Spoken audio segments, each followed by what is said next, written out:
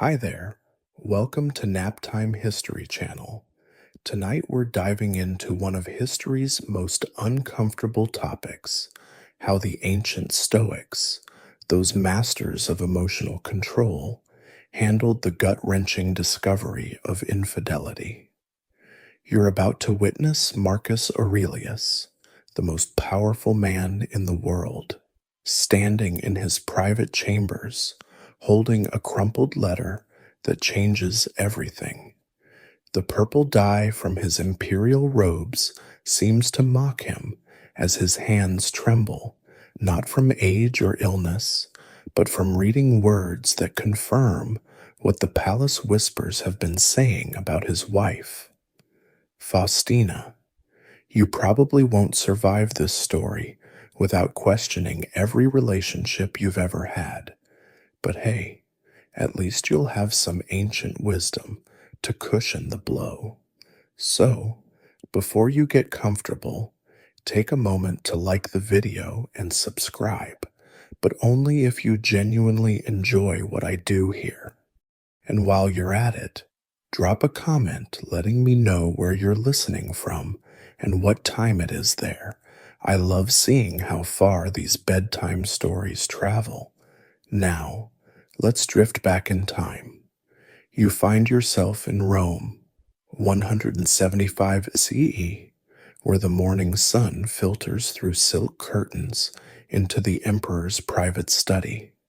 Marcus Aurelius sits at his desk, but instead of working on his famous meditations, he's staring at a piece of papyrus that arrived through unofficial channels. The letter details his wife Faustina's affair with a gladiator, not just any gladiator, but Tertullus, the Syrian champion who's been mysteriously winning every match in the Colosseum lately. You can almost smell the bitter ink mixing with the frankincense burning in the corner brazier as Marcus processes this betrayal. The fascinating thing about this moment is that Marcus had been writing about preparing for exactly this kind of emotional devastation just weeks earlier. In his private journal, he'd penned the words, "When you wake up in the morning, tell yourself, the people I deal with today will be meddling, ungrateful, arrogant, dishonest, jealous, and surly." But somehow, he never thought to include unfaithful spouse in that morning meditation. Historians still argue whether Marcus truly believed the rumors about Faustina or chose to ignore them for political stability. The Antonine dynasty depended heavily on their marriage alliance.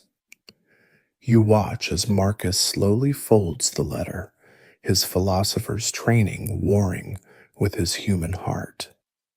The mainstream historical fact that most people don't realize is that Roman emperors often knew about their wives' affairs but couldn't act on them due to complex political arrangements. Marcus's own teacher, Epictetus, had taught him that we don't control external events, only our responses to them.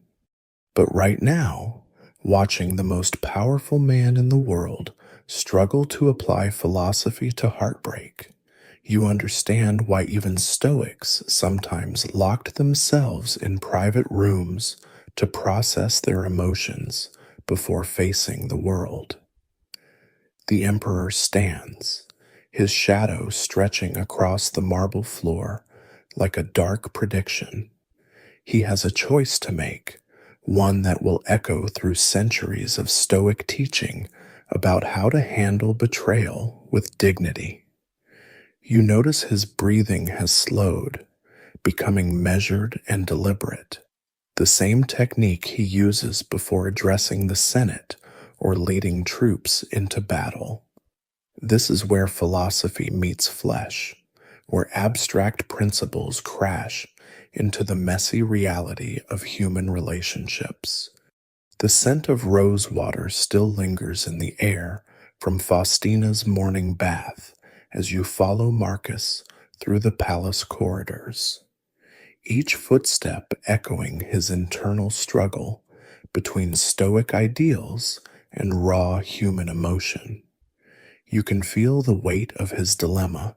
Every philosophical principle he's studied for decades suddenly feels as fragile as morning frost under the heat of betrayal. The slaves avert their eyes as he passes, somehow sensing that their divine emperor is wrestling with something profoundly mortal. In his mind, you hear the voice of his adopted father, Antoninus Pius, reminding him that a true philosopher king must embody his teachings, especially when it hurts most.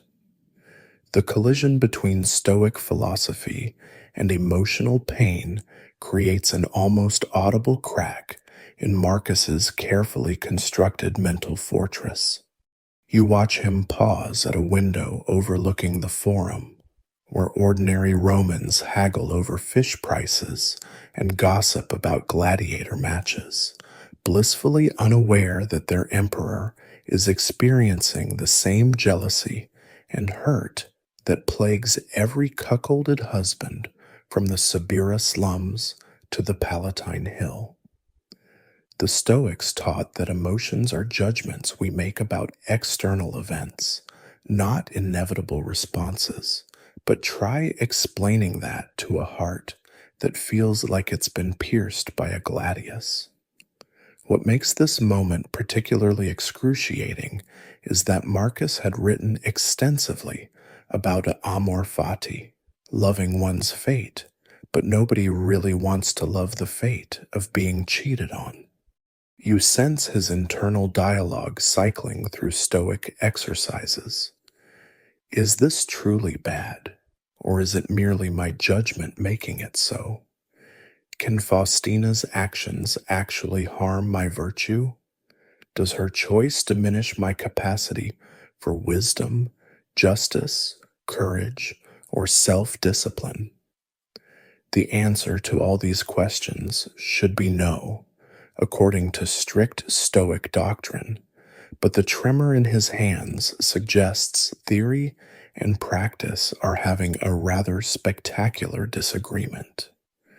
The quirky historical tidbit that most scholars gloss over is that many Stoic philosophers actually had terrible romantic lives, almost as if spending all your time contemplating virtue and cosmic harmony doesn't necessarily make you great at relationships. Chrysippus, one of the early Stoic founders, reportedly died laughing at his own joke after getting drunk because his girlfriend left him. Even the austere Cleanthes wrote love poems that would make a romance novelist blush. Philosophy, it seems, offers no immunity to heartache. You notice Marcus unconsciously reaching for the small bronze medallion he wears, a gift from Faustina on their wedding day, inscribed with the words, "Harmony of Souls." The irony cuts deeper than any blade. Historians still argue whether the Stoics were simply repressing their emotions or genuinely transforming them through philosophical practice. Watching Marcus right now, you suspect the answer might be a bit of both, depending on the day. The emperor finally moves again, heading toward his private library where scrolls of Epictetus and Chrysippus await. But you can tell by his gait that he's not seeking wisdom so much as ammunition, philosophical arguments, to convince himself that this shouldn't hurt as much as it does. The palace cats scatter as he approaches, perhaps sensing that even an emperor's composure has limits. You remember that Marcus once wrote, "The best revenge is not to be like your enemy." But right now, he's probably wondering if Stoicism has any loopholes for just a tiny bit of vengeance. As you enter the library with him, the musty smell of papyrus mingles with the sharp tang of his emotional turmoil. The philosophical texts seem to mock him from their shelves, all those high minded principles about indifference to externals feel rather hollow when the external in question is your wife in another man's bed. You watch as Marcus pulls down a well worn copy of Epictetus's Discourses, his fingers automatically finding the passage about how we're actors in a play written by the divine playwright. But what kind of cosmic dramatist writes storylines about imperial cuckoldry? The scroll of Epictetus unrolls with a whisper that seems too gentle for the harsh wisdom it contains. And you lean closer as Marcus reads the words of the former slave who became philosophy's greatest teacher of emotional freedom. You can almost see Epictetus himself, that limping, sharp-tongued philosopher who spent 30 years in chains before gaining his freedom, standing in a corner of the room like a ghostly mentor. His phantom voice echoes, "It's not things themselves that disturb us, but our judgments about those things." Easy for him to say. Epictetus never married, claiming that a philosopher shouldn't be distracted by domestic attachments, though rumors persisted that this was just his way of dealing with a broken heart from his slave days. You follow the thread of memory back to Nicopolis, where Epictetus established his school after Emperor Domitian banished all philosophers from Rome, apparently telling powerful people that external goods don't matter makes you rather unpopular with those who have lots of external goods. In his modest lecture hall, you witness young Marcus Aurelius, years before becoming emperor, sitting cross-legged on the floor among merchants' sons and aspiring politicians. Epictetus paces with his distinctive limp, gesturing wildly as he explains how a slave can be freer than an emperor if he masters his judgments and desires. The lesson that day, ironically enough, centers on relationships and attachment. If you kiss your child, your wife, your friend, Epictetus says, his voice carrying that peculiar mixture of harshness and compassion, remind yourself that you are kissing a mortal, then you won't be disturbed if they die or betray you. And a student raises his hand to object that this seems rather cold, and Epictetus laughs, a sound like pebbles rattling in a clay jar. Cold? No, my boy, it's preparation. Do you call a soldier cold for wearing armor? The wise person arms their mind against an inevitable losses. What the traditional histories often omit is that Epictetus's teachings on romantic detachment might have stemmed from his own painful experience. Late-night student testimonies, preserved in fragmentary texts, hint that during his enslavement, Epictetus fell deeply in love with a fellow slave who was sold away to Britannia. He never saw her again, and some scholars argue his entire philosophical system was an elaborate coping mechanism, though historians still argue whether these accounts are reliable or just ancient academic gossip. Back in Marcus's library, you watch the emperor's fingers trace over a particular passage where Epictetus discusses the discipline of desire. Want only what happens, the text advises, and your life will flow smoothly. Marcus snorts, actually snorts, at this, and you realize even emperor philosophers have limits to their philosophical patience.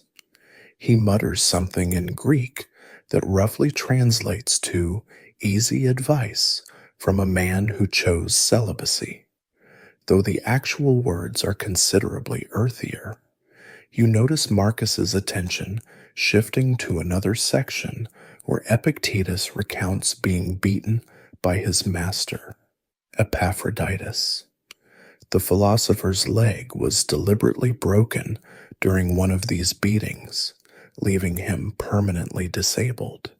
Yet Epictetus reportedly told his master, quite calmly, while the bone was being twisted, "You're going to break it if you keep doing that."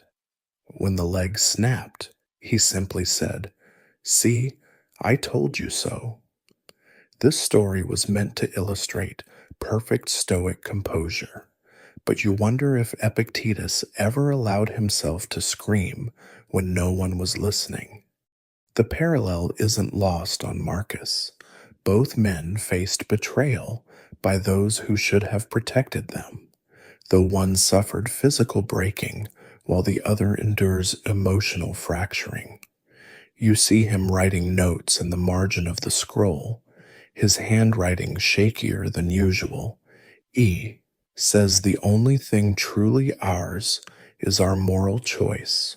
F's choice is hers. My response is mine. But why does philosophy not mention how much this hurts? The ink drips slightly on the last word, creating a small black tear on the papyrus. The afternoon sun slants through the latticed windows as Marcus sets aside philosophy to deal with practicalities. And you follow him to his legal archive, where dusty scrolls convene the marriage contracts of Rome's elite. Your nose wrinkles at the smell of old wax seals and dried beetle dung. Yes, beetle dung, which Roman archivists used to protect papyrus from other insects, because apparently even ancient filing systems required disgusting trade-offs. Marcus pulls out his own marriage contract with Faustina, the purple imperial seal still pristine after 2 decades, though you notice his thumb unconsciously rubbing at it as if trying to erase its binding power. Roman marriage law, you discover as you peer over his shoulder, was surprisingly progressive in some ways and absolutely brutal in others.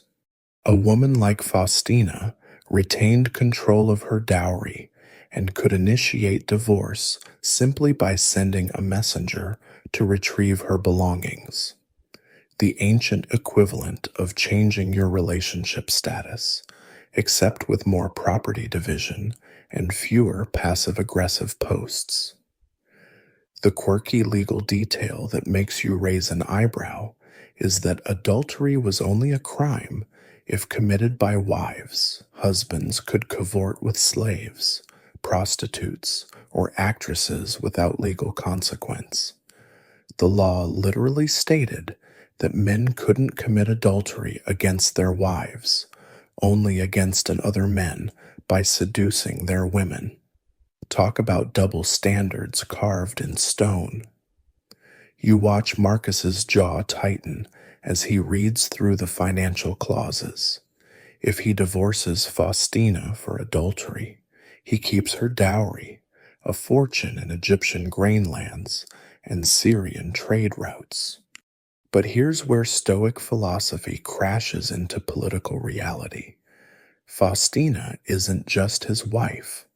She's the daughter of his adoptive father, Antoninus Pius, and the niece of his adoptive grandfather, Hadrian. Divorcing her doesn't just end a marriage, it potentially unravels the entire Antonine dynasty. The mainstream historical fact that most people miss is that Roman imperial marriages were essentially merger agreements between corporations. If corporations had armies and could execute people, the emperor's legal advisor, a nervous man named Gaius, who sweats even in winter, shuffles in with additional scrolls. Divine Augustus, he stammers, I've brought the precedents you requested. The precedents make for grim reading. Emperor Augustus exiled his own daughter Julia for adultery. Tiberius forced his wife to divorce him, and Claudius executed his wife Messalina for plotting against him while simultaneously marrying another man. The lesson seems clear. Imperial wives who stray tend to meet unfortunate ends. But Marcus isn't Augustus or Tiberius. He's the philosopher emperor who wrote about mercy and understanding. Historians still argue whether Roman marriage was primarily about love or alliance, though the answer seems to be yes. You notice Marcus has also requested documents about something called marriage sine manu, without the hand, a form of union where the wife remained legally independent. Faustina had insisted on this arrangement, unusual for an imperial bride. At the time, Marcus saw it as evidence of her modern thinking. Now, you can practically see him wondering if she'd been planning her freedoms all along. The peculiar detail that catches your attention is a clause about children. Under Roman law, children belonged to the father absolutely, but any child born within marriage was legally assumed to be the husband's, regardless of biological reality. Marcus has 13 children with Faustina, and suddenly his earlier philosophical musings about things we cannot control take on a sharper edge. You remember the palace gossip about how their son Commodus looks remarkably like a certain gladiator from Germania? Marcus's fingers hover over this section of the contract, not quite touching the words, as if proximity alone might force him to acknowledge uncomfortable possibilities. A slave enters with the afternoon post, including a letter from the Senate delicately inquiring about the Empress's health, code for, "We've heard the rumors too." Marcus waves it away unread. You realize he's not just deciding whether to divorce his wife. He's calculating whether the empire can survive the scandal. The Stoics taught that virtue is the only good, but apparently they never had to balance virtue against preventing civil war. The marriage contract crackles as Marcus rolls it up, the sound sharp as breaking bones in the quiet room. The contract rolls closed with finality, but the real work begins now as Marcus retreats to his private meditation chamber, a sparse room with nothing but a cushion, a water basin, and a small window overlooking the city that depends on his emotional stability. You settle beside him as he assumes the traditional pose for philosophical contemplation, though you notice he's gripping his knees rather tighter than usual. The dichotomy of control.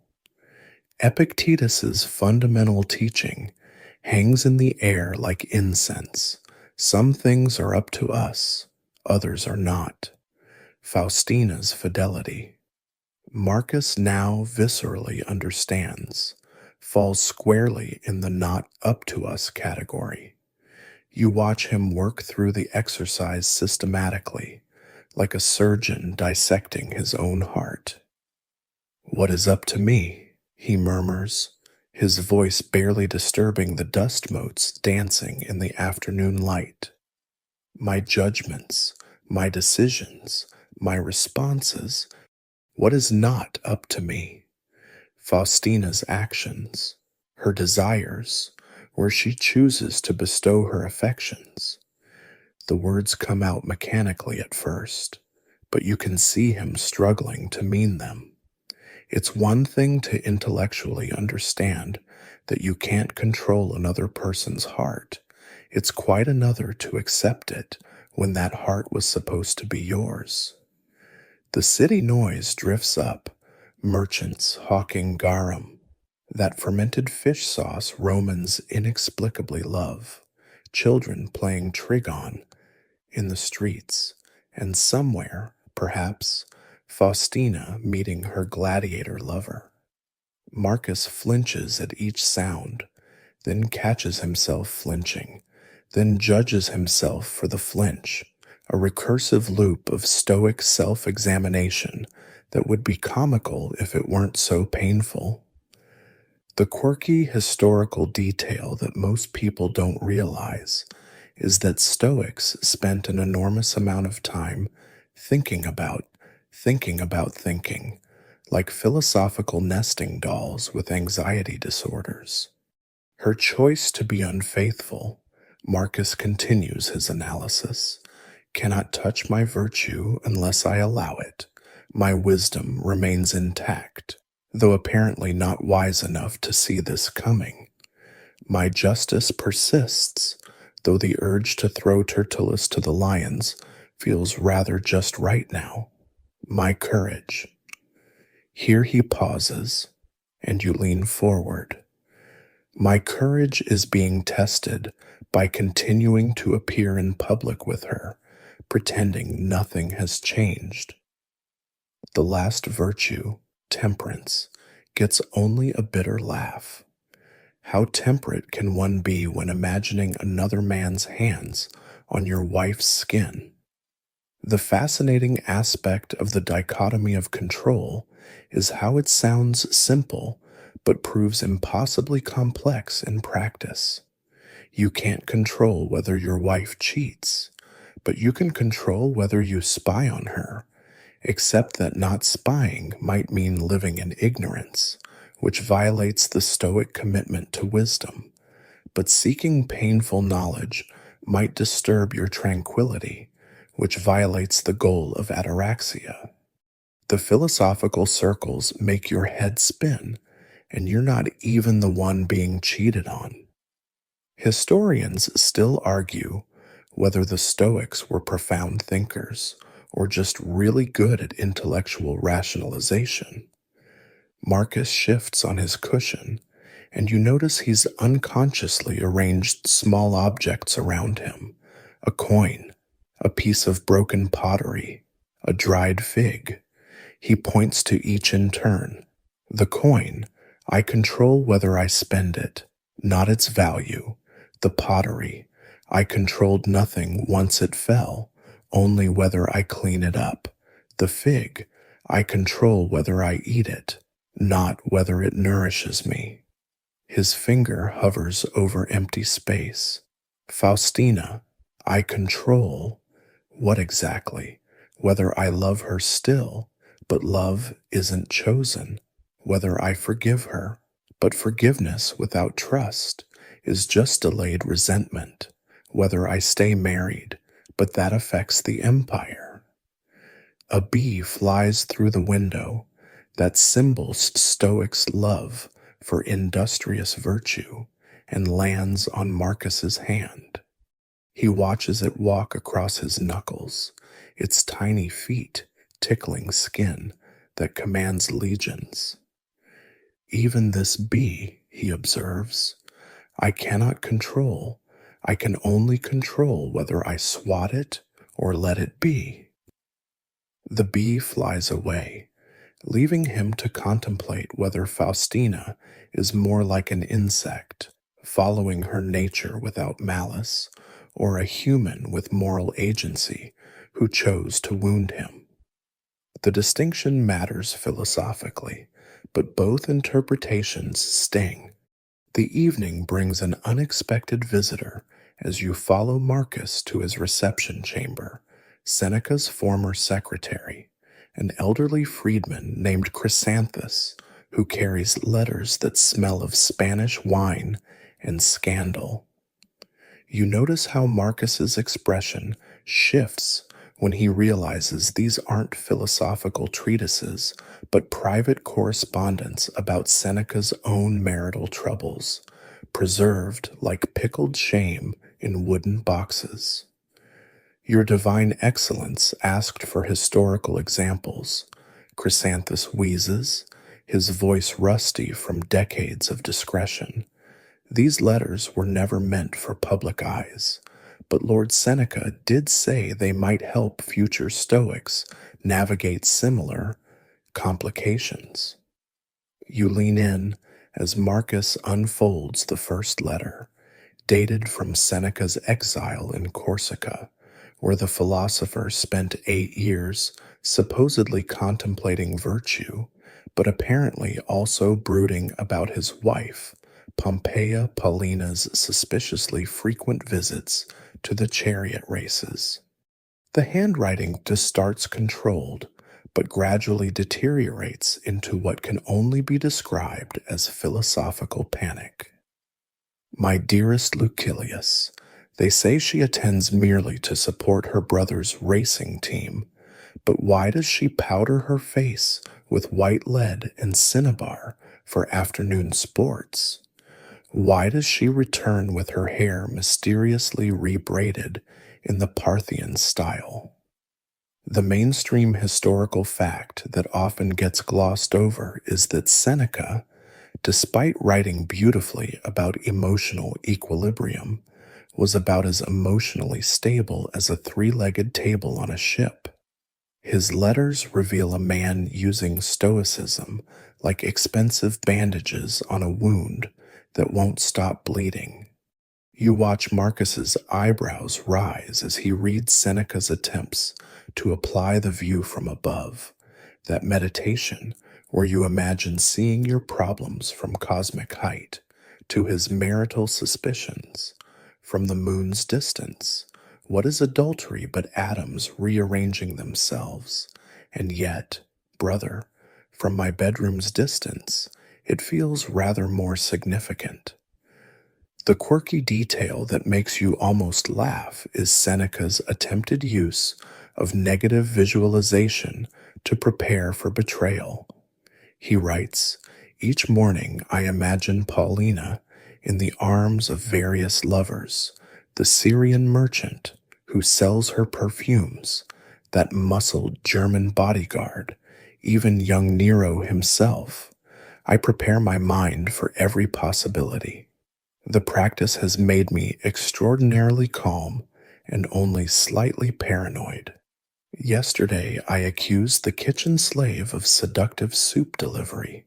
Philosophy is harder than it looks." And Chrysanthus produces another bundle, these from Seneca's wealth-soaked years as Nero's advisor, when Paulina's rumored affairs became dinner party gossip. The Stoic sage's response? He bought her an estate in Campania for her health, effectively instituting a philosophical separation. His letters from this period drip with rationalization. Distance, dear Lucilius, allows both parties to pursue virtue without distraction. If her virtue happens to be horizontal and involve gladiators, that's between her and the gods. I have imperial corruption to enable, wisdom to dispense.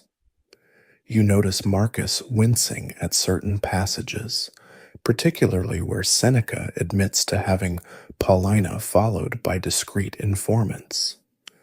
For philosophical research, Seneca insists in margins that protest too much.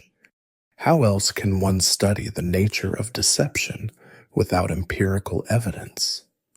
The reports, apparently, were so detailed they included the thread count of various bed sheets and the acoustic properties of different rendezvous locations. So much for Stoic indifference to externals. Historians still argue whether Seneca ever actually proved Paulina's infidelity or just tortured himself with possibilities. The ancient sources conflict dramatically. What's clear from these letters is that Seneca's Stoicism became increasingly theatrical as his suspicions grew.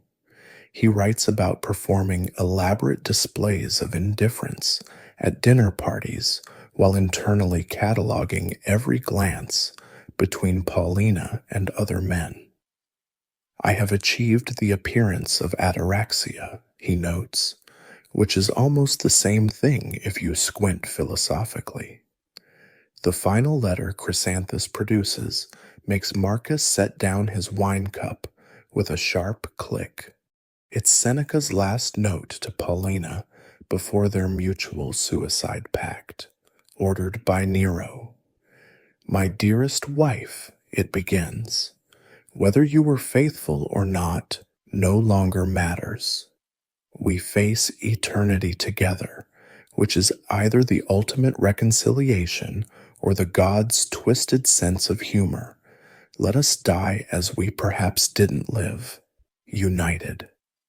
Even facing death, the old philosopher couldn't resist one last passive-aggressive jab. Marcus stares at this for a long moment, perhaps wondering if this is where Stoic marriage leads, to ambiguous last words and philosophical bitterness. The night deepens as Marcus dismisses Chrysanthus, and you follow the emperor to his most private space, a small room where he practices what Stoics call premeditation of evils, though tonight it might better be called post-meditation of evils already occurring. The walls are painted with scenes of battles and natural disasters, cheerful reminders that things can always get worse.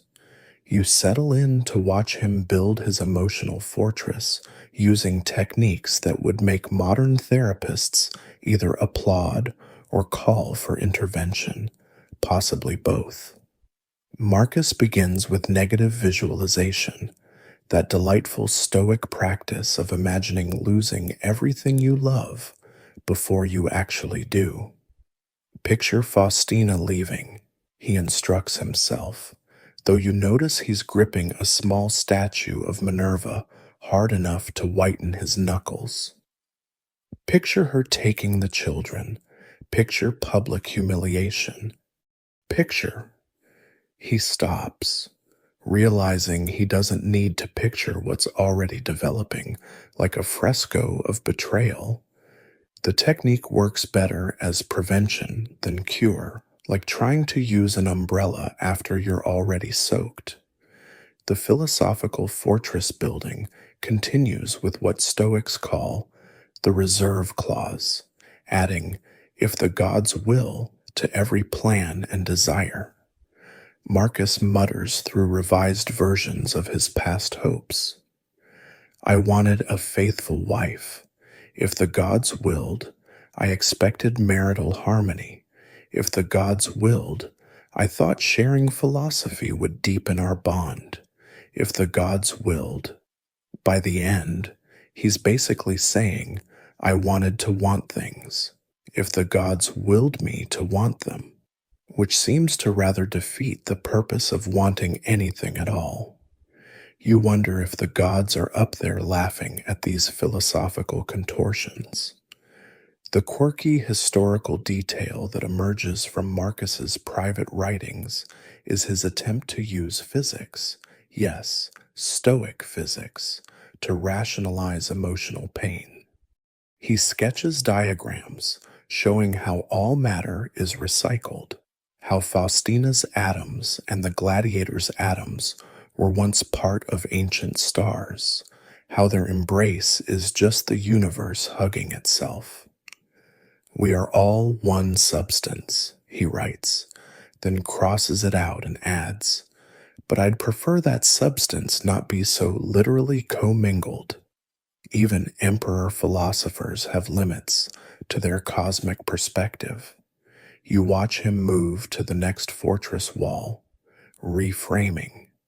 This is where Stoics transform negative events into training opportunities, like philosophical Aikido. Faustina's betrayal, Marcus reasons aloud, is a chance to practice forgiveness. The gladiator's seduction is an opportunity to transcend jealousy. The court gossip allows me to demonstrate indifference to reputation. He's building quite an impressive list when he suddenly throws his stylus across the room. And this anger, he adds with grim humor, lets me practice retrieving thrown objects.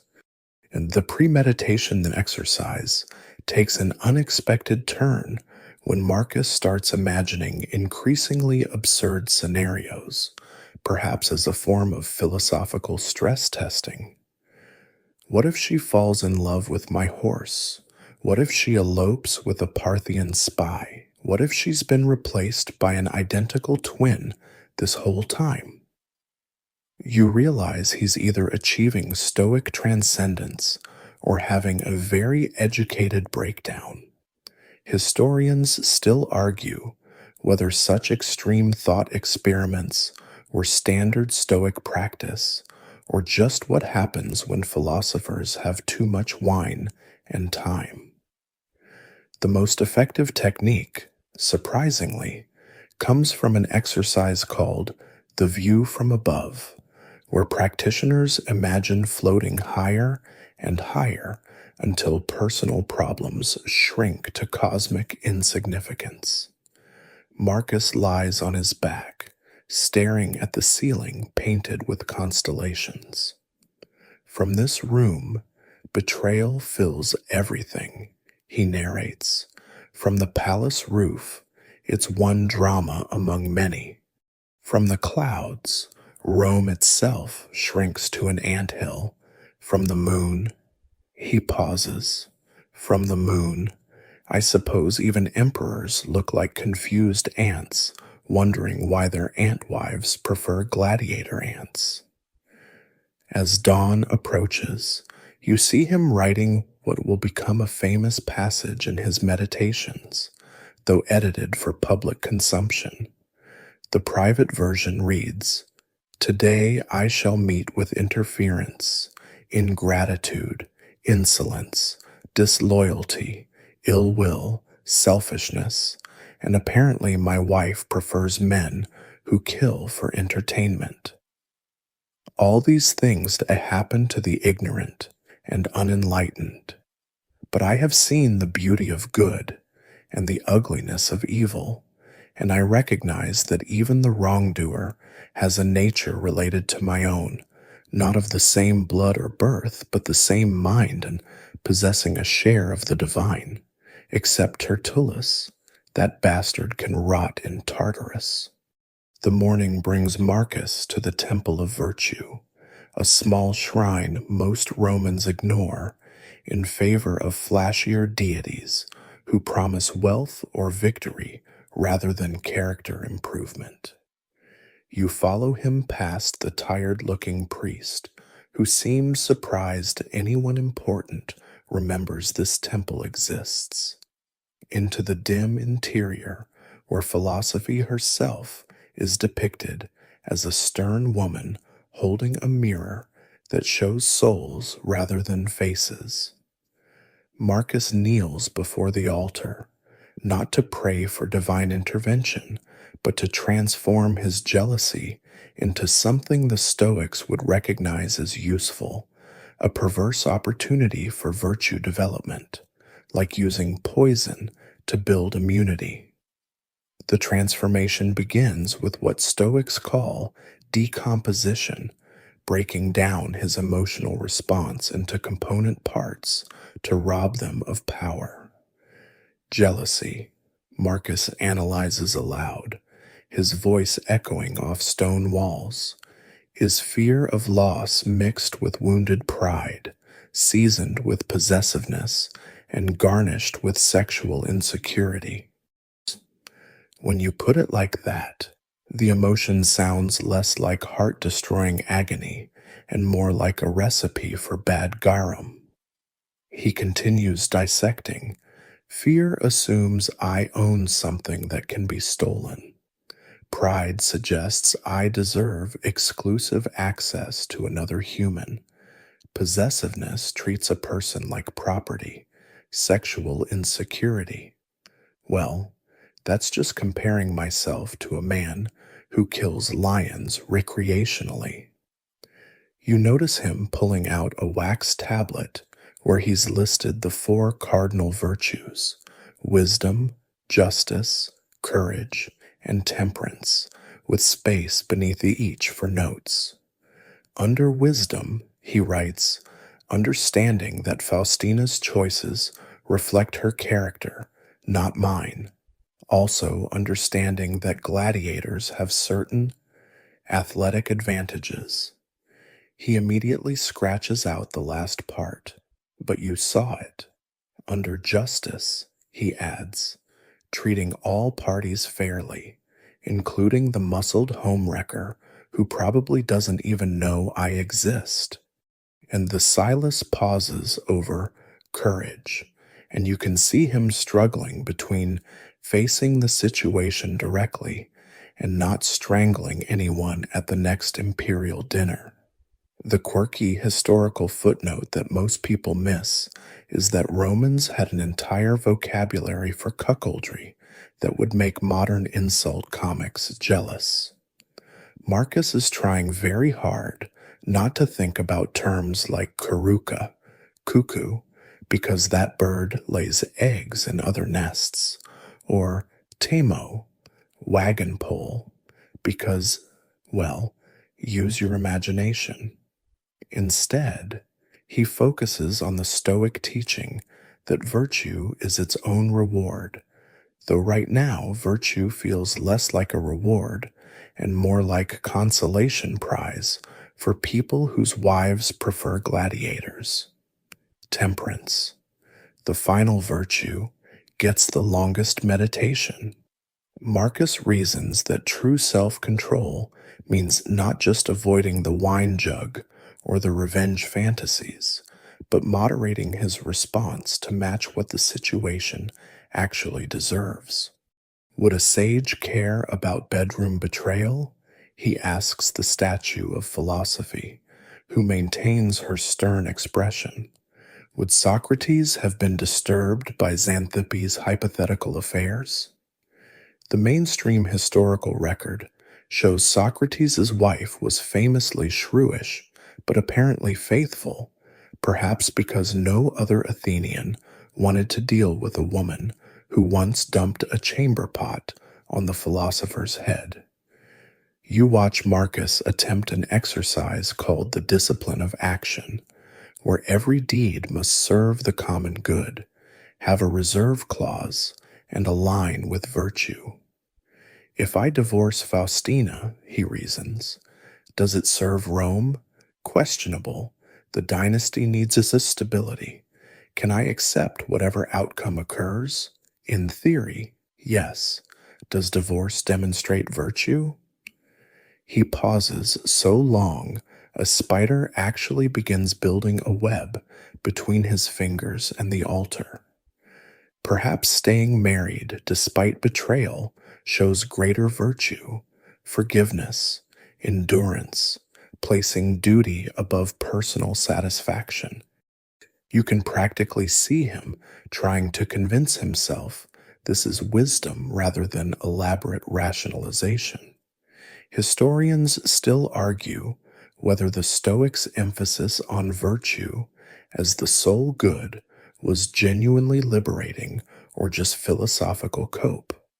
Watching Marcus transform his pain into a virtue obstacle course, you suspect it might be both. He stands, having spent an hour turning emotional devastation into a character-building exercise, like philosophical CrossFit for the soul. As he heads for the door, he pauses at the mirror of philosophy. For just a moment, his reflection shows not an emperor or a sage, but simply a middle-aged man whose wife prefers someone else. Then the stoic mask slides back on, virtue polished to a shine that almost hides the cracks.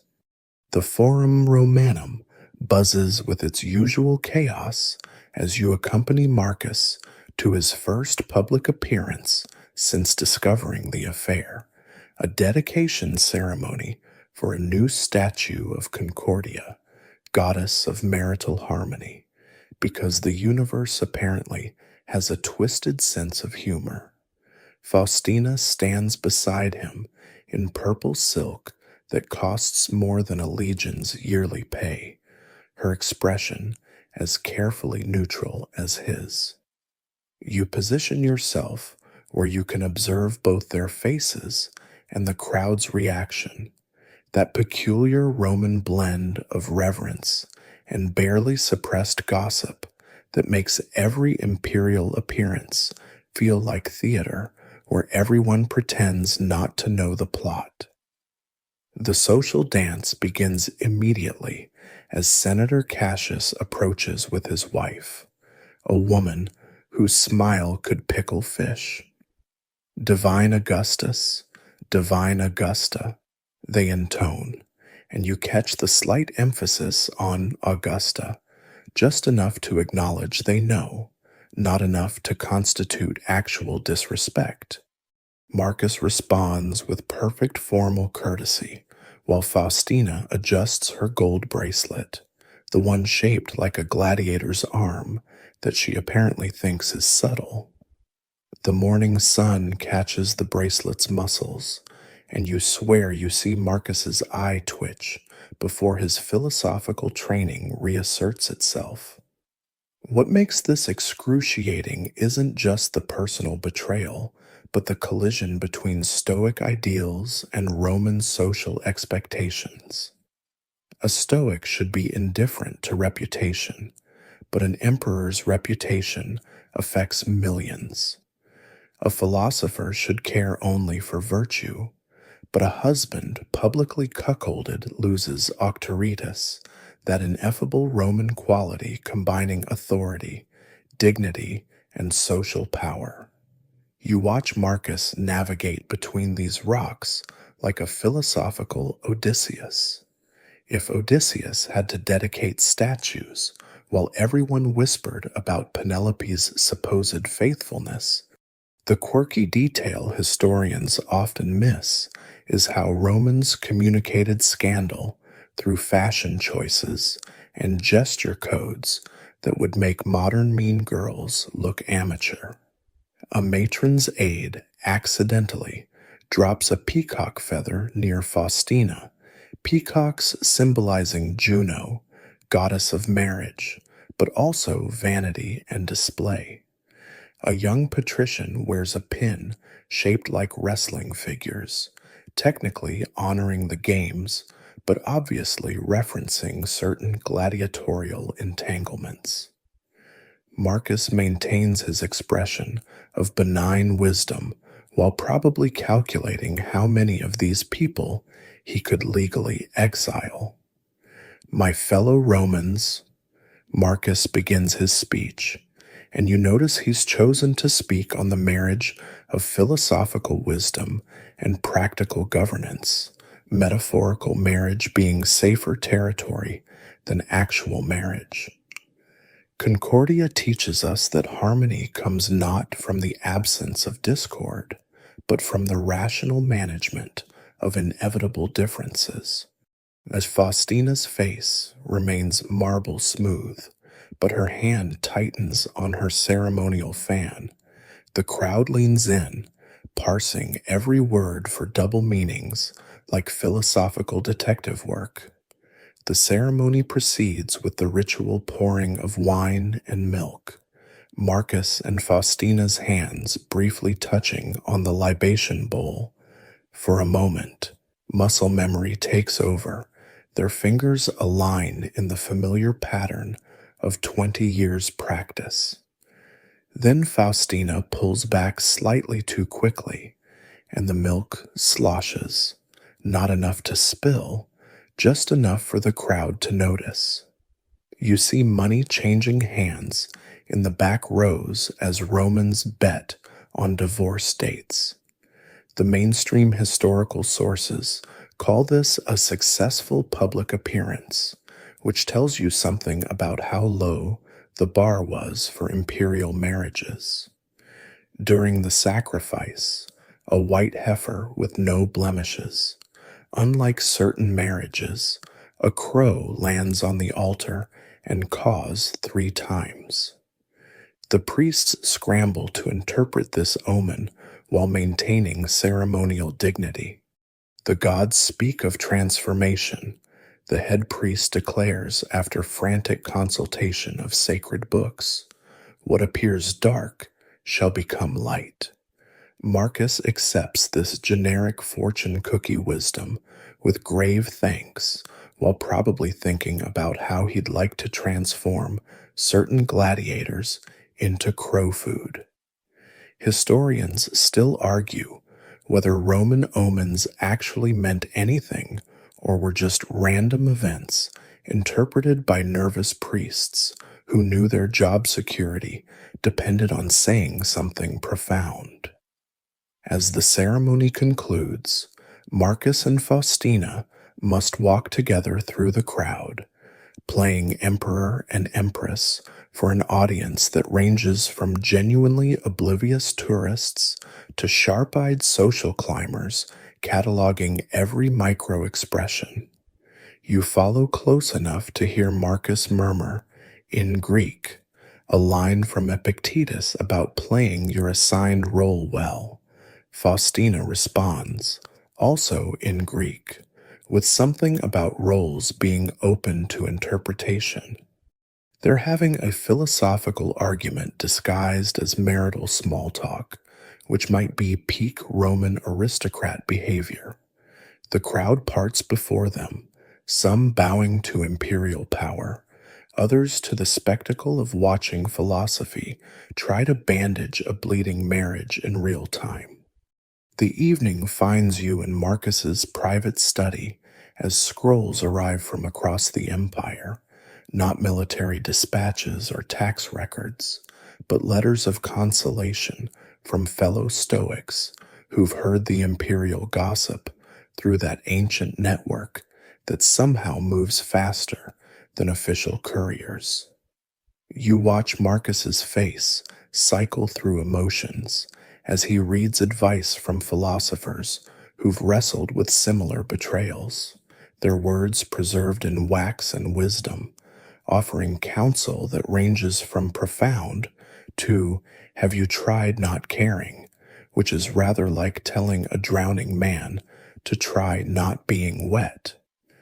The first letter comes from Rusticus, Marcus's old teacher, written in handwriting that suggests either advanced age or advanced wine consumption. My dearest student, it begins.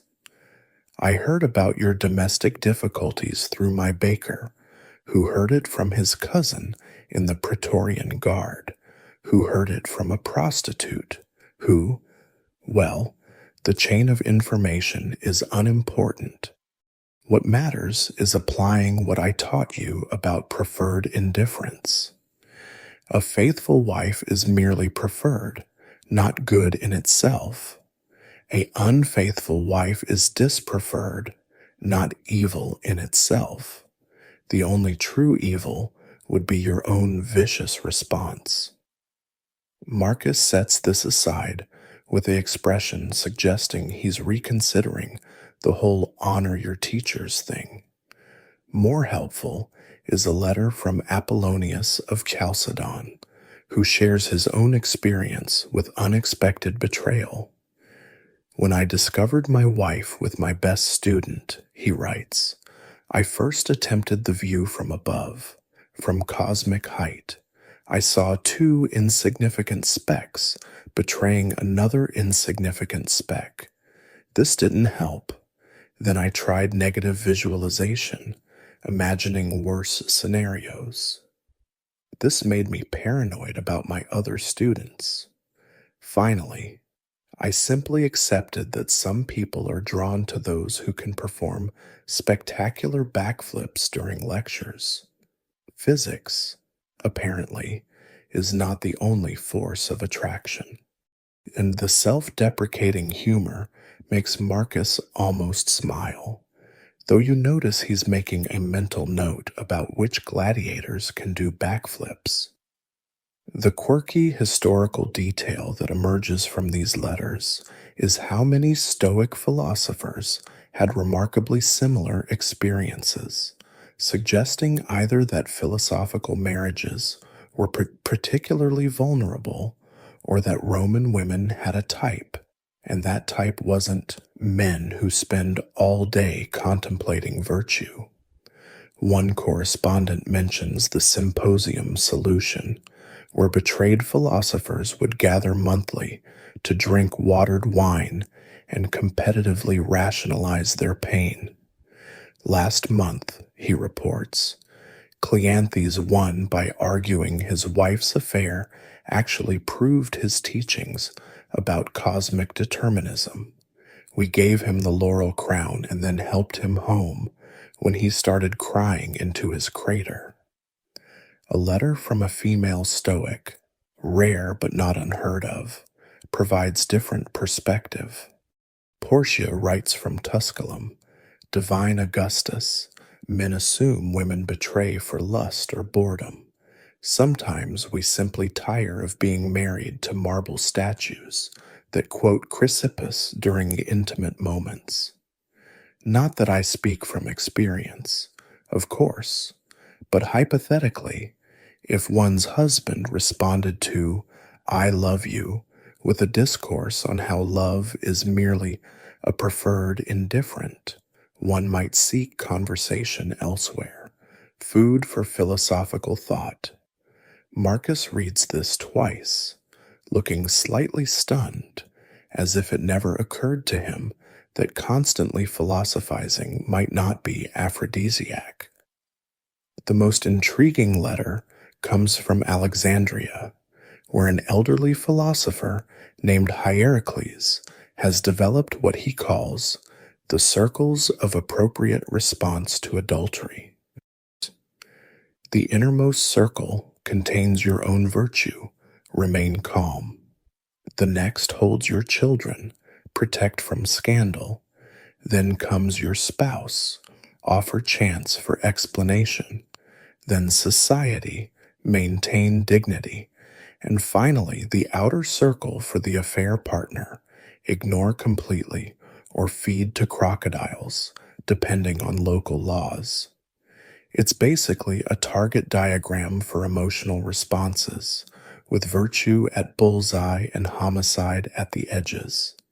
Historians still argue whether these consolation letters represent genuine Stoic teaching or just ancient bros trying to make each other feel better about romantic failures. What's clear is that even philosophers needed support networks, though theirs involved more syllogisms than sympathy.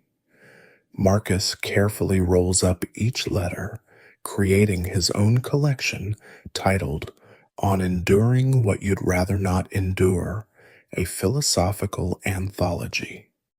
You notice he's already making notes for responses, each one balancing imperial dignity with the universal human need to tell someone, anyone, that this really fucking hurts, even if you have to say it in Greek hexameters to maintain philosophical decorum. The question of remarriage hangs over the palace like morning fog over the Tiber, thick, uncomfortable, and impossible to ignore, despite everyone pretending they can't see it. You join Marcus in the garden where he's meeting with his advisors, both political and philosophical, to discuss what Stoics delicately call the disposition of domestic arrangements, and what everyone else calls, should you dump the cheating empress? The garden's peacocks strut past, their cries sounding suspiciously like laughter at human pretensions to rational decision-making. Senator Claudius Severus, a man whose 3 marriages have given him expertise in both wedding ceremonies and divorce proceedings, presents the practical argument. Divine Augustus, The precedents are clear. Augustus himself divorced Scribonia after 1 day for moral perversity, which historians suspect meant she criticized his poetry. You have actual adultery, confirmed by multiple sources, including that unfortunately detailed fresco someone painted in the Subura. He produces a tablet with financial calculations. The Egyptian grain revenues from her dowry alone would fund 2 new legions. The Syrian trade routes could repair every aqueduct in Italia. Financially speaking, divorce is not just justified, but profitable. From the philosophical corner, Junius Rusticus offers the Stoic perspective while trying not to look at the peacocks, which keep interrupting with poorly timed shrieks. The wise man, he intones, adjusting his toga, considers whether maintaining the marriage serves virtue or enables vice. Does forgiving adultery demonstrate divine clemency or mere weakness? Does divorce show justice or vengeful passion? He's building to something profound when a peacock deposits its opinion on his sandal. Perhaps, he continues with admirable composure, the bird omens suggest considering all options equally foul. The quirky historical detail that surfaces is Marcus's consultation of dream interpreters, despite Stoics supposedly disdaining such superstitions. Last night he dreamed of Faustina transforming into a she-wolf who nursed gladiator cubs, symbolism so obvious even the dream interpreter looked embarrassed. It could mean, the nervous Egyptian suggests, that the empress nurtures warriors for Rome's glory. Marcus's expression suggests he's reconsidering that law against crucifying dream interpreters for terminal obtuseness. You watch as they discuss the children, all 13 of them, assuming they're all actually his, which is a mathematical and philosophical puzzle no one wants to solve. The youngest, Vibia Aurelia Sabina, still toddles around calling both parents Mama, which is either adorable or deeply unfortunate given the circumstances. Commodus, the eldest surviving son, has begun wearing his hair like that Tertullus fellow, which could be teenage rebellion or something requiring a very different kind of family discussion. Historians still argue whether Marcus kept the marriage partially to protect children from legitimacy questions, though watching him wince every time someone mentions family resemblance suggests this reasoning came at considerable cost. The marriage contract expert, a Greek freedman who's memorized every clause of Roman matrimonial law, presents the strongest argument for divorce. Divine Augustus, remaining married to a known adulteress, technically makes you complicit in her crime. Roman law is clear. A husband who doesn't divorce an unfaithful wife can be charged with lenocinium, essentially pimping. Marcus's face achieves a shade of purple previously reserved for imperial dye. You're saying the law requires me to divorce her or be considered her procurer? The Greek nods apologetically. The law assumes any husband who tolerates adultery must be profiting from it somehow. But then Marcus's own journal makes the counter-argument, words he wrote years before about marriage as philosophical training. If we can maintain equanimity with a difficult spouse, younger Marcus had penned, how much easier to deal with difficult senators, generals, or barbarians. Current Marcus looks like he'd rather deal with all three simultaneously then continue this marriage. But the principle stands. A Stoic shouldn't make major decisions based on emotional pain, even if that pain feels like being stabbed by a gladius made of betrayal and dipped in the poison of public humiliation. The debate continues as afternoon shadows lengthen, each advisor certain their perspective serves Rome best. You notice Marcus isn't really listening anymore. He's watching a pair of doves on the fountain edge, pressed close together in apparent harmony. One suddenly flies away, leaving its partner looking confused and ruffled. The abandoned dove coos once, then begins preening its feathers with determined dignity. Sometimes the gods' messages come through official auguries, sometimes through bird behavior that's accidentally profound. The dove doesn't chase its departed partner or find a new one immediately. It simply continues being a dove, alone but undiminished. The women's quarters of the palace hum with a different energy as you follow Marcus's sister, Annia Cornificia Faustina, through corridors where feminine voices discuss philosophy between discussions of Egyptian cosmetics and Syrian silk. She's summoned her brother to hear what she calls perspectives from the other half of Stoicism, though male philosophers tend to forget that half exists. You settle into a room decorated with frescoes of Athena, wisdom goddess, who notably sprang fully formed from Zeus's head without any messy maternal involvement, which might explain some things about male philosophical attitudes toward women. Brother, Anya begins, pouring wine that's barely watered because, as she says, feminine virtue doesn't require dilution. You've heard from dozens of men about your marriage. Have you considered that Stoic women might have insights beyond control yourself and accept fate?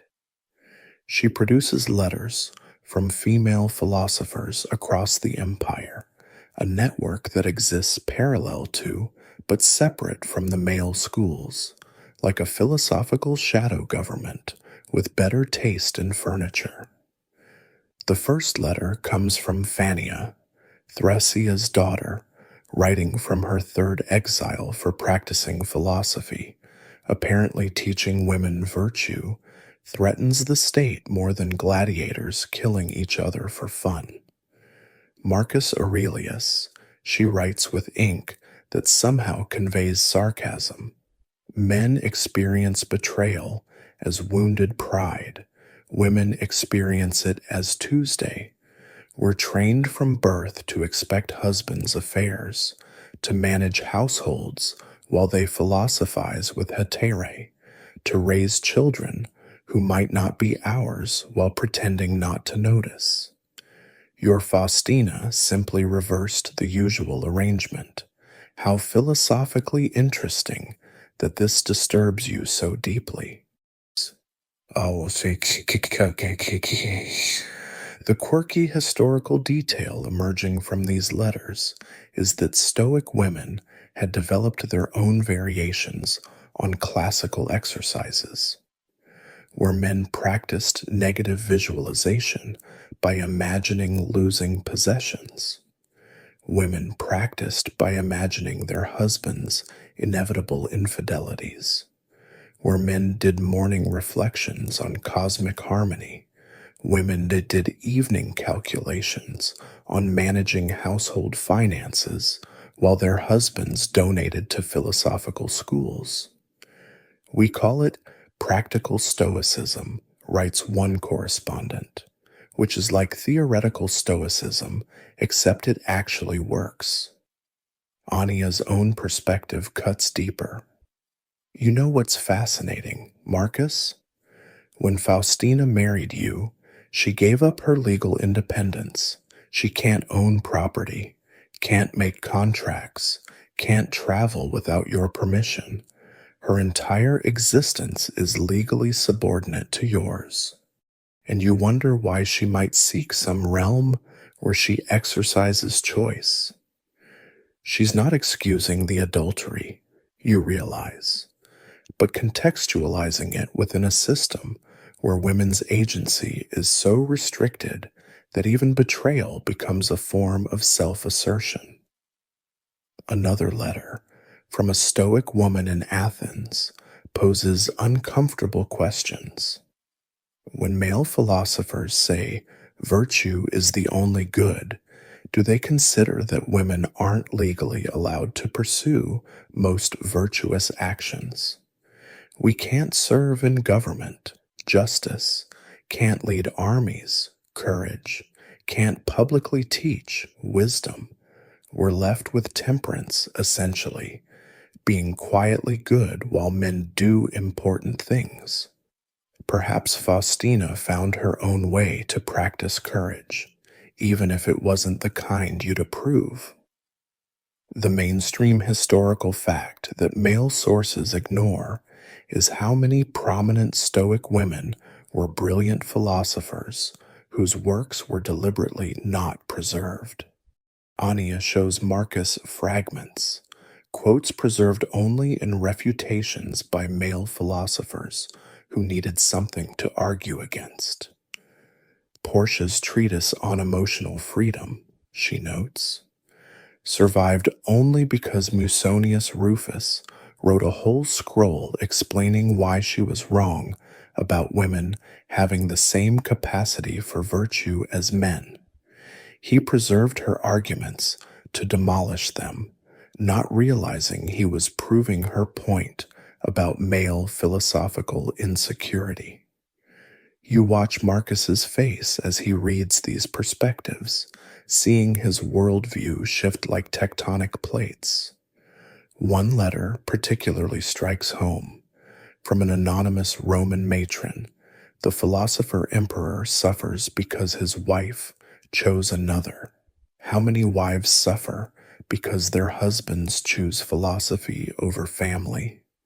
You spend hours with Epictetus's words while she dines alone. You find ecstasy in cosmic contemplation while she finds it elsewhere. The betrayal is mutual, only yours is socially sanctioned. And historians still argue whether Stoic philosophy was inherently sexist or just practiced that way. Watching Marcus grapple with these letters, you see him beginning to understand that his pain, while real, exists within a structure where women's pain has been philosophically invisible for centuries. Ania concludes with characteristic directness. Brother, you can divorce Faustina or forgive her, but don't pretend either choice represents some universal principle. It's just a man deciding what he can live with, like every other confused mortal since Pandora opened that box and gave us all something to complain about.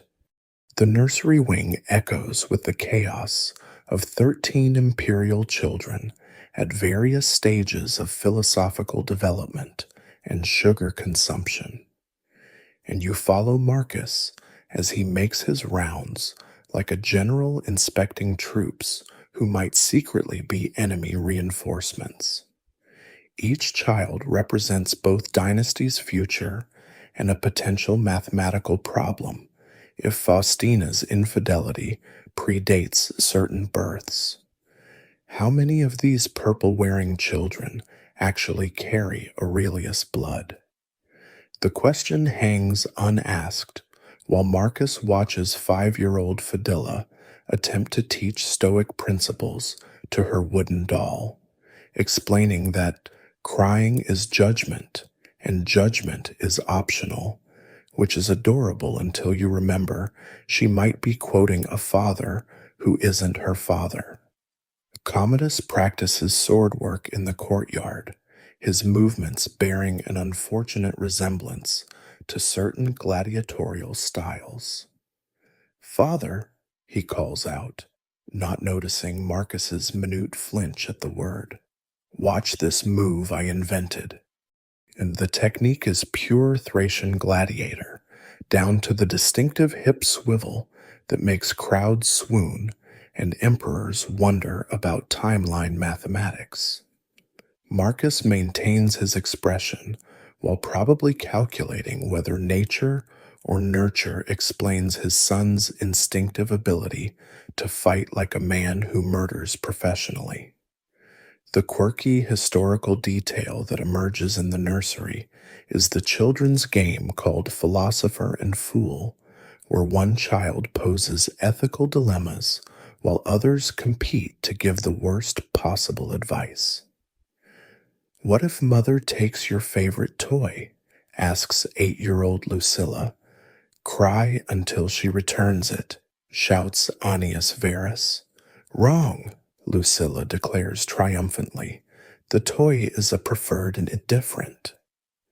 You realize these children are being raised in some bizarre intersection of Stoic doctrine and family dysfunction, like a philosophical experiment in how much cognitive dissonance young minds can handle. Marcus settles beside his youngest daughter, who's building towers with blocks painted to represent virtues. "What are you making, little one?" She looks up with eyes that could belong to any number of Roman men. "A fortress of wisdom, Papa, but it keeps falling down when I add temperance." The metaphor is so perfect, you wonder if the gods are just showing off now.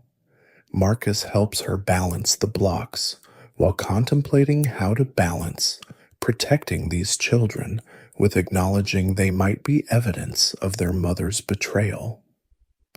The twins, Marcus Annius Verus and Titus Aurelius Fulvus, present a particular challenge, one dark-haired like Marcus, one suspiciously golden like certain Germanic gladiators.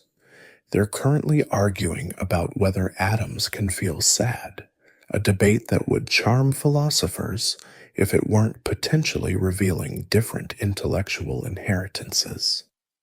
"Atoms have no emotions," insists the dark-haired one, "but they move when they're excited." It counters his golden brother. Marcus watches them with the expression of a man trying to love equally while his brain screams about probability and phenotypes. Historians still argue whether Marcus ever formally questioned paternity. Roman law presumed all children born in marriage were legitimate unless the husband was provably absent for conception. But watching him distribute fatherly attention with mathematical precision, you sense the internal calculations. Each embrace gets exactly the same duration, each lesson the same patience, as if equal treatment could somehow compensate for unequal origins. It's Stoic justice applied to family life, which works about as well as using geometry to measure love. The real philosophical challenge comes at bedtime when little Vibia asks, "Papa, why does mother smell different lately?" Children notice everything, including when their mother starts using Syrian perfumes favored by arena fighters. Marcus responds with a lesson about how people change like seasons, which satisfies a 5-year-old, but probably not himself. "Do you still love mother even if she smells different?" Vibia persists with that ruthless innocence that makes children natural philosophers. "Love," Marcus says carefully, "is a choice we make each day, like choosing to be virtuous." Even the child looks skeptical at this reduction of emotion to daily decision. You follow Marcus from room to room, watching him tuck in potential strangers' children while maintaining perfect paternal behavior. The question isn't just whether he can forgive Faustina, but whether he can continue loving children who might be living proof of her betrayal. In the last room, teenage Fadilla reads Epictetus by lamplight. "Father," she says without looking up, "Epictetus says we shouldn't be disturbed by things outside our control. Does that include family?" The question is probably about her upcoming arranged marriage, but Marcus hears it differently. "Family," he answers slowly, "is where philosophy meets its greatest test." She nods, missing the layers of meaning, while Marcus exits to face a night of wondering whether DNA is a preferred indifferent or just another cosmic joke. The gladiatorial barracks reek of sweat, leather, and that particular musk of men who kill for a living. As you accompany Marcus on what might be the least stoic decision of his life, personally observing Tertullus, the Syrian gladiator who's been philosophically penetrating more than just defensive lines. Marcus wears a plain toga and hood, looking like any wealthy Roman coming to assess potential purchases, though the purchasing he's contemplating involves either hiring or crucifying, depending on how well his philosophy holds. You position yourself where you can watch both the emperor and his wife's lover, this collision of ultimate power and ultimate physique. Tertullus moves through training exercises with the grace of a predator who's never met a food chain he couldn't top. His muscles ripple in ways that would make Praxiteles weep with sculptural envy, each movement combining violence and beauty in proportions that explain certain imperial infidelities. Marcus watches from the shadows, his expression cycling between philosophical detachment and extremely unphilosophical thoughts about gladiator mortality rates. He's just atoms arranged in a temporarily appealing pattern, you hear him mutter, though the way his jaw clenches suggests those atoms are arranged in a particularly irritating configuration. The mainstream historical fact that contextualizes this scene is that gladiators occupied a bizarre social position, legally infamous, and barred from citizen rights, yet sexually desired by everyone from slaves to empresses. They were simultaneously society's lowest and its most thrilling members, like ancient rock stars, if rock stars literally killed their opening acts. Watching Tertullus joke with other fighters, you understand the appeal. Here's a man whose tomorrow isn't guaranteed, who lives each moment with intensity philosophers only theorize about. The quirky detail that emerges is Marcus's attempt to apply Stoic analysis to his rival's appeal. He pulls out a wax tablet, actually creating a philosophical inventory of gladiatorial attractions. 1. Proximity to death creates authentic presence. 2. Physical prowess demonstrates natural excellence. 3. Simplicity of purpose, survive, kill, contrasts favorably with political complexity. 4. Scars suggest interesting stories. 5. Probably doesn't quote Chrysippus during intimate moments. The list grows increasingly bitter until he scratches it all out and writes simply, he can probably lift her with one hand. Which isn't philosophical, but might be the most honest thing he's written. You notice other aristocratic women in the viewing area, fans fluttering with barely concealed excitement as gladiators oil themselves for practice.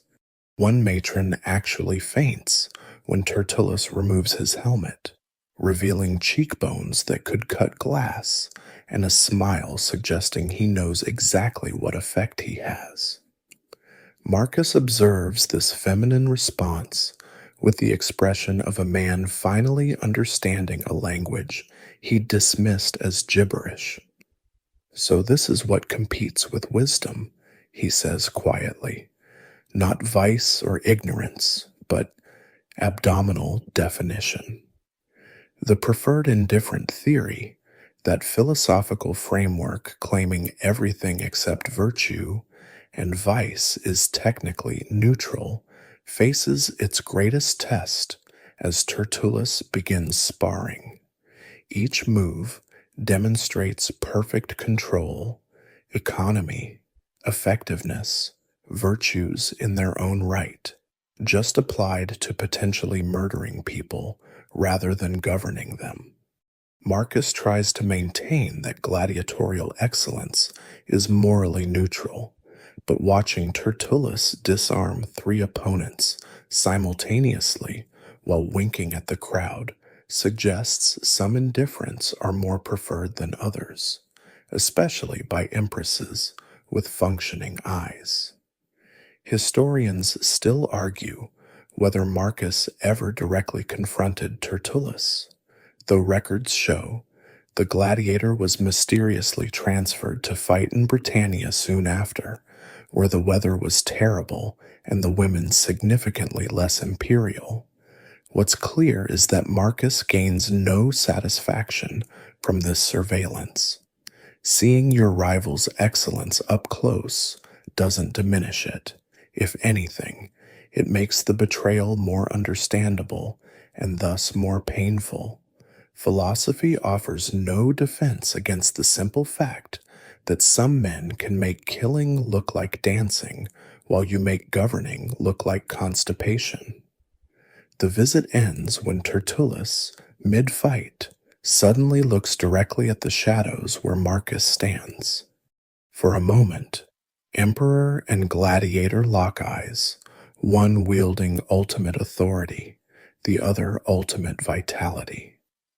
Tertullus nods slightly, a gesture that could mean recognition, respect, or, yes, I'm sleeping with your wife, and we both know it.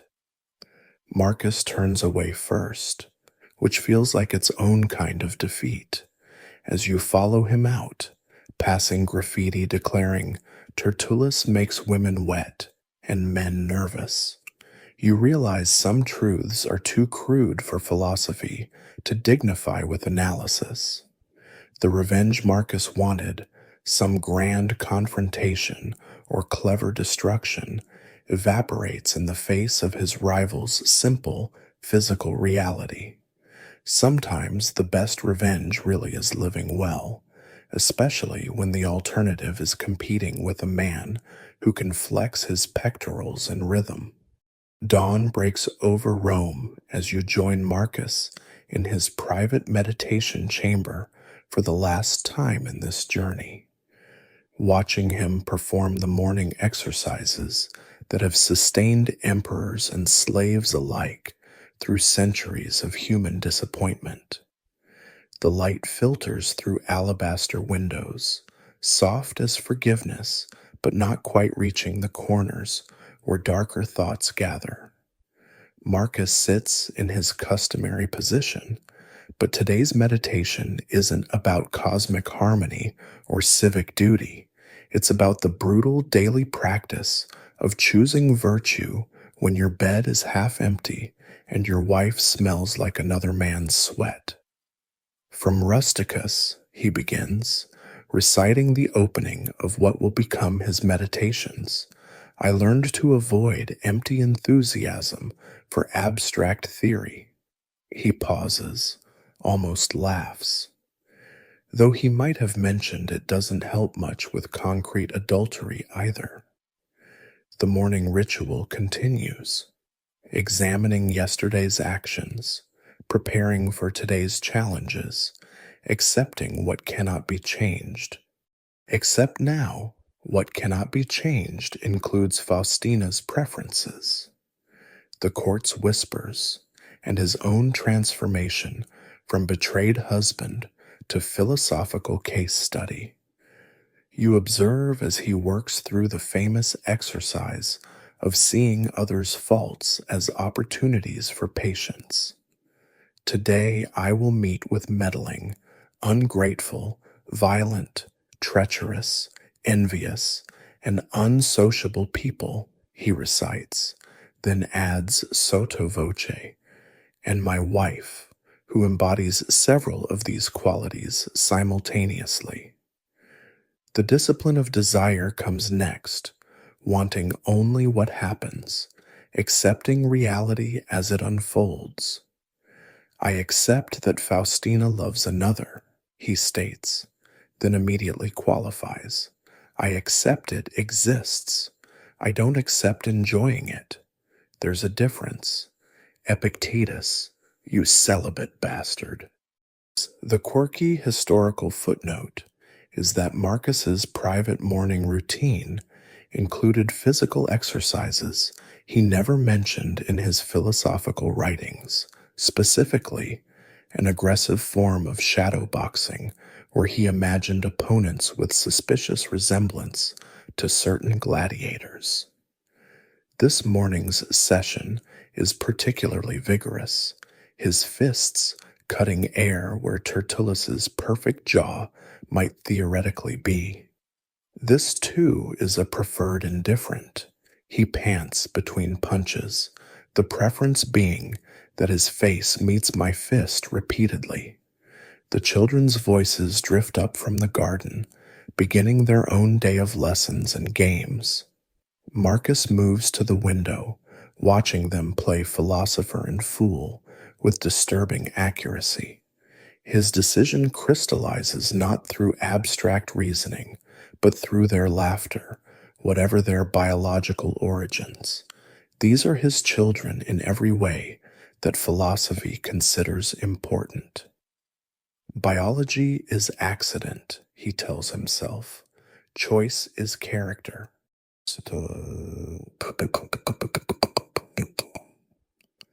It sounds profound until Commodus executes another perfect gladiatorial maneuver in the courtyard below.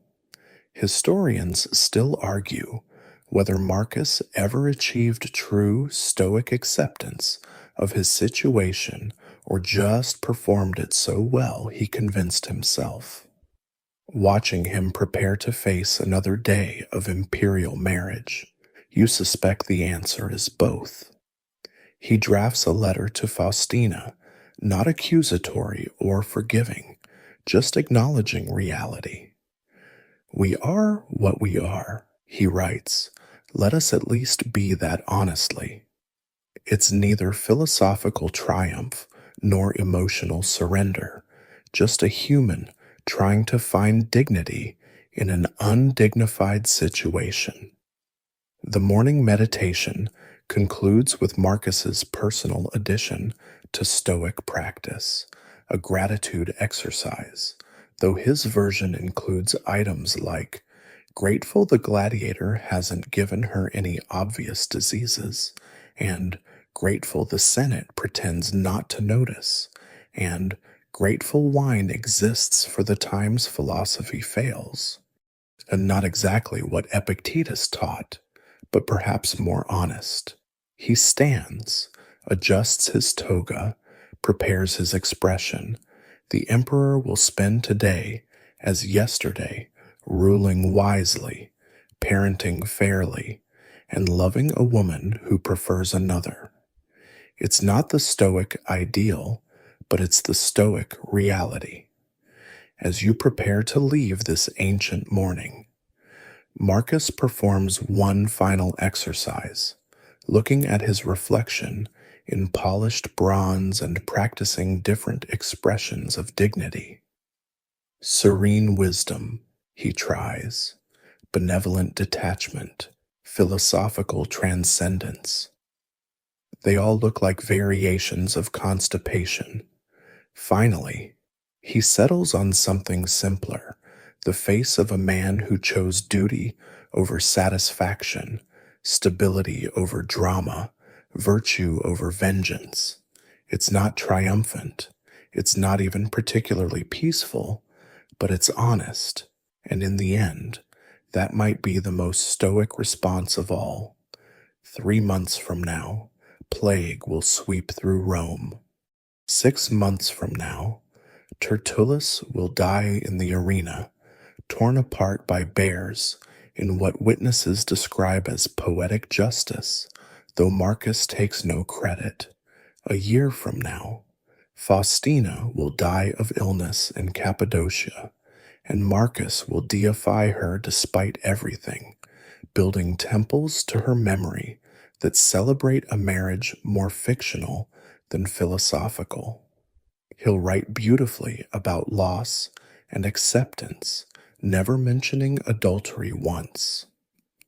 His meditations will inspire centuries of seekers, none knowing they're reading the diary of a man who stayed married to a woman who preferred gladiators, turning heartbreak into homework for future generations. But that's all still to come. Right now, in this eternal morning moment, Marcus simply breathes, in and out, accepting what is, planning what might be, surviving what must be. The sun rises fully, burning off morning mist and midnight doubts alike. Somewhere in the palace, Faustina wakes in sheets that smell like Syrian perfume. Somewhere in the barracks, Tertullus prepares for another day of professional violence. And here in his chamber, Marcus Aurelius, emperor and philosopher, cuckold and stoic, does what all betrayed spouses must eventually do. He chooses to continue. The children need breakfast. The empire needs governing. The philosophy needs living, not just preaching. And so Marcus walks toward his day, his marriage, his fate, not because he's achieved some transcendent wisdom, but because the alternative is staying in his bed feeling sorry for himself. And that's definitely not a preferred indifferent. His footsteps echo through marble halls that have heard every human tragedy and triumph, adding his own small story to their memory. The Stoics were right about one thing: we can't control what happens to us. But they may have undersold how much that fact absolutely sucks when what happens is your wife preferring someone whose greatest philosophical achievement is looking good covered in olive oil. Yet still we rise, still we choose, still we continue, not because it's easy or painless or even particularly virtuous, but because the alternative, giving up, giving in, letting betrayal define us, grants too much power to those who hurt us. Marcus pauses at the threshold of his public life, taking one last breath of private air.